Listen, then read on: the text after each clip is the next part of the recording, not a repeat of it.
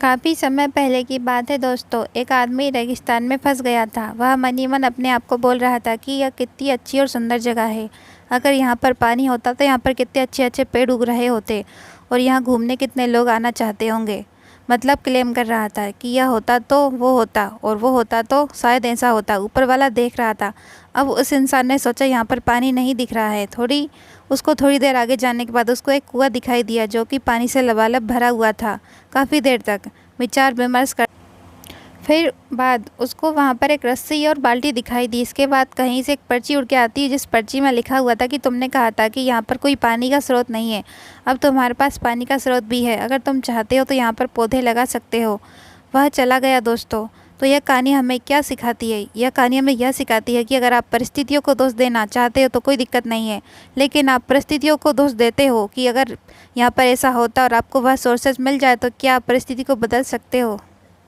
काफ़ी समय पहले की बात है। प्रतापगढ़ नाम का एक राज्य था। वहाँ का राजा बहुत अच्छा था, मगर राजा को एक सुख नहीं था कि उसके कोई भी संतान नहीं थी और वह चाहता था कि अब वह राज्य के अंदर किसी योग्य बच्चे को गोद ले ताकि वह उसका उत्तराधिकारी बन सके और आगे की बागडोर को सुचारू रूप से चला सके।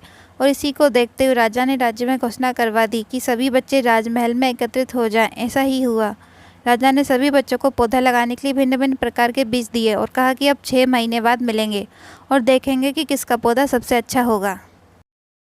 महीना बीत जाने के बाद भी एक बच्चा ऐसा था जिसके गमले में वह बीज अभी तक फूटा नहीं था, लेकिन वह रोज़ उसकी देखभाल करता था, रोज़ पौधे को पानी देता। देखते ही देखते 3 महीने बीत गए। बच्चा परेशान हो गया। तभी उसकी माँ ने कहा कि बेटा धैर्य रखो, कुछ बीजों को फलने में ज़्यादा वक्त लगता है। और वह पौधे को सींचता रहा। 6 महीने हो गए। राजा के पास जाने का समय आ चुका था, लेकिन वह डरा हुआ था कि सभी बच्चों के गमलों में तो पौधे होंगे और उसका गमला खाली होगा। लेकिन वह बच्चा ईमानदार था और सारे बच्चे राजमहल में आ चुके थे। कुछ बच्चे जोश से भरे हुए थे क्योंकि उनके अंदर राज्य का उत्तराधिकारी बनने की प्रबल लालसा थी। अब राजा ने आदेश दिया, सभी बच्चे अपने अपने गमले दिखाने लगे, मगर एक बच्चा सहमा हुआ था क्योंकि उसका गमला खाली था। तभी राजा की नज़र उस गमले पर गई। उसने पूछा, तुम्हारा गमला तो खाली है। तो उसने कहा, लेकिन मैंने इस गमले की 6 महीने तक देखभाल की है।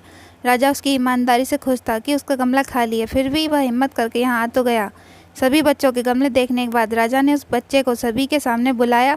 बच्चा सहम गया और राजा ने वह गमला सभी को दिखाया। सभी बच्चे जोर से हंसने लगे।